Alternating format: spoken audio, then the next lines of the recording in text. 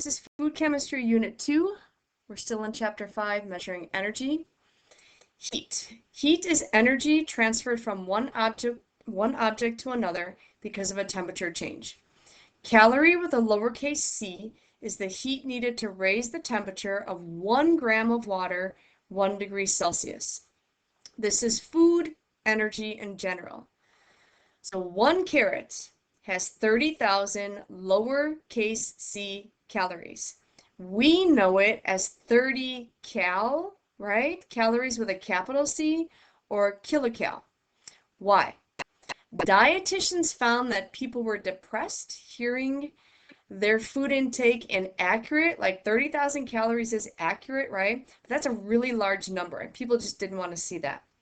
So calorie with the capital letter C is what we know of our energy value of food. That's what we're used to looking at. So there's 1,000 lowercase c calories in 1 capital C calories, or kilocalories. So we know it as the capital C. Now, these are some great videos to watch to look at your calories in food. This one focuses on 200 calories, this is 2,000 calories, and this is 2,000 calories at fast food restaurants. So this is roughly the amount of calories you need per day, depends on you. And it's just interesting to see what foods add up to that, right? Particularly at the fast food restaurants. All right, heat capacity. This is the ability of a substance to absorb heat. Water is has one of the greatest heat capacities. It's great for cooking. It rapidly absorbs heat and transfers it to any food suspended in the water. Foods with a high water content will have high heat capacities. Food scientists usually measure the specific heat, which is the ability of a substance to raise 1 gram of itself by 1 degree Celsius. Water, for example, has a specific heat of 1.0 calories per gram degree Celsius. What that means is each calorie of heat will raise the temperature of 1 gram of that water by 1 degree Celsius. So it's increasing it just step by step, 1 gram by 1 degree Celsius. Specific heat helps food scientists determine how a food product will react during processing. So I just wanted to show you an example of like what this means in the food industry. So if you look at the lean beef right here, now it's nice and lean, there's no fat, versus the asparagus, this beef will have a lower specific heat than asparagus. So this requires less energy to lower its temperature. So if you're going to refrigerate both of these, this will take less energy to cool down compared to this. So that's really how it's used, one of the ways in which specific heat is used. Now this is another great video to watch. This will show you how these calories with the capital C are actually determined. They actually mention kilocalorie in the video. So they'll show you the peanut versus the potato, the actual process of determining that numerical value of the calorie. Temperature. Temperature is the measure of the average kinetic energy of a group of molecules. So it indirectly measures the movement, that's kinetic energy, right, of molecules. And temperature is not heat. And this example will show you the difference. If you take a glass of tea and a pitcher of tea, they may have the same temperature, but they don't have the same amount of heat. The pitcher will hold more heat because it has more mass, right?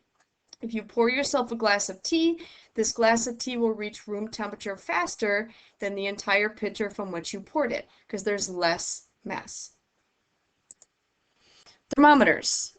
These help determine if foods are cooked properly. You have a lot of types. There's candy, deep fat, freezer, meat, and oven thermometers. Sometimes a small temperature difference determines the quality of your food, and this is especially true with candy. A 3 to 4 degree Fahrenheit difference will be a difference of creamy versus gooey fudge.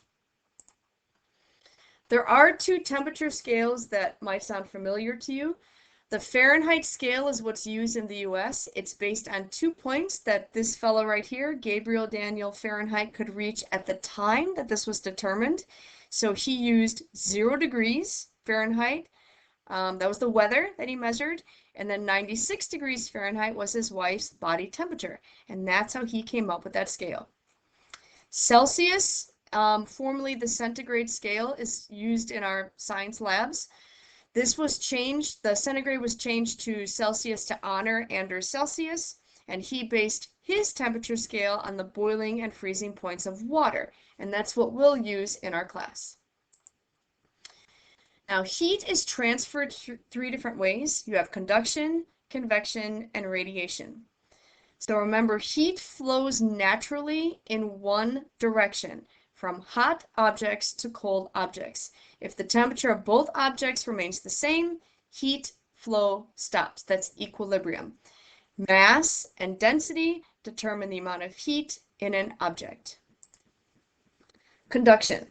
This is the transfer of heat through matter from particle to particle collisions. There's no visible motion of the heated body. The movement is at the molecular level. So what does this mean? Well, you have a pan that touches a heat source, right? There's fast moving molecules in the heat source that collide with the pan's surface. Then the atoms in the pan gain energy, right? So here's the heat source. The pan gains energy. It collides with other atoms deeper in the pan, and this heats up the pan. The pan then transfers this energy to the surface of the food and eventually cooks the inside of it. Metals are the best source of conduction. Convection. This is the transfer of heat by the motion of fluids like water or air. This is faster than conduction.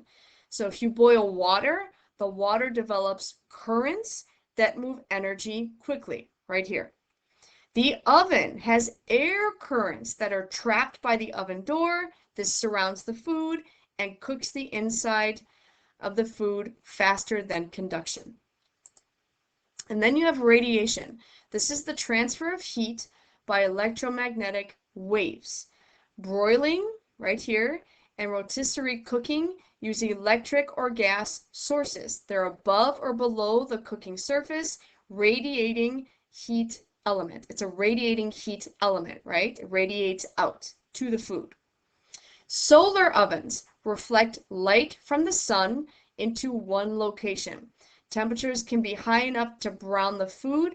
This is usually the outside of the food. You don't want to use the sun as like just your general heat source. First of all, it would take forever to cook the inside of the food. This is really just to brown the food.